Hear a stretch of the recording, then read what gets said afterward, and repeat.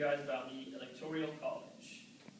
When the Electoral College was first made in when the country first came together and they decided on how to elect the president, and the Electoral College was first made, George Mason said about it that it would be as unnatural as it would be to refer to a trial of colors to a blind man, according to the book Making America.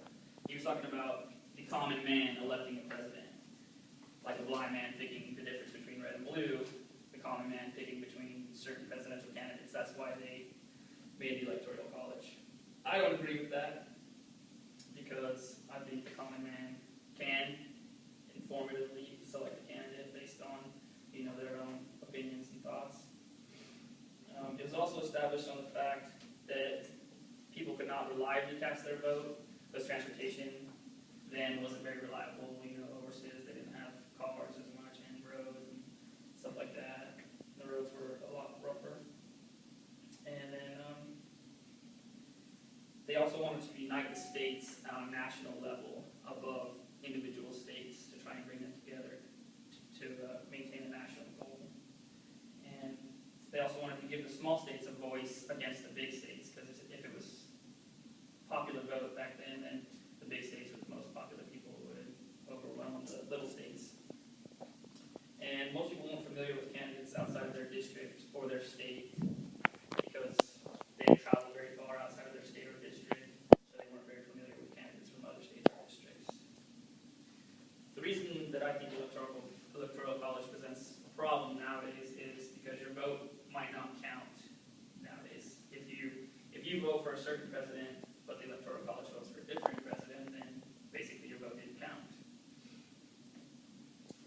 I think that we can reliably cast our vote now because of transportation. Everybody has a car, and if not, then there's public transportation.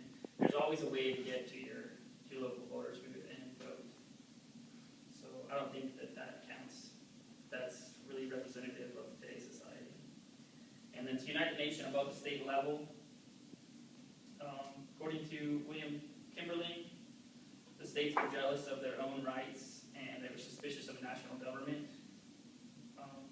I do not think that has much validation in the present day economy, because the states, they have to bind together to maintain themselves, and so they shouldn't be that much worried about themselves as opposed to a national entity.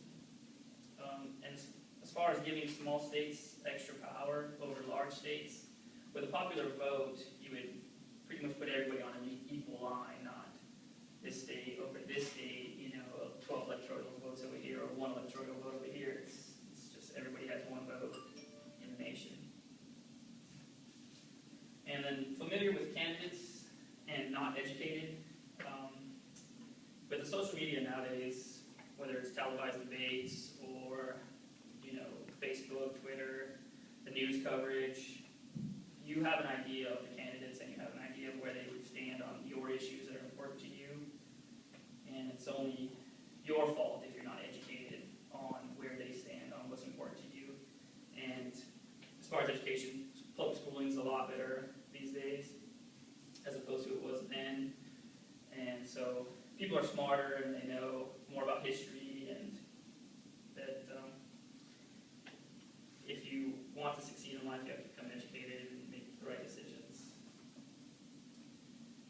I think we need to go to a popular vote. That way there will be no more strategizing by presidents visiting certain key states like Florida that has a lot of electoral college votes, and forgetting about the little states that have little electoral college votes. If everybody had one vote in the nation, then the president would have to appeal to the entire nation, not just certain states here and there, because every person has a vote, and every vote counts that way.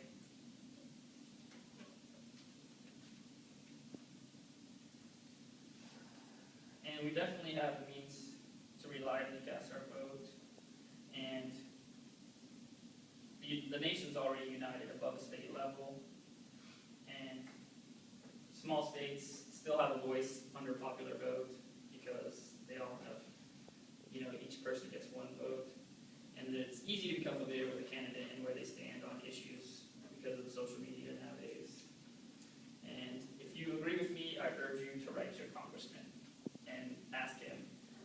popular vote instead of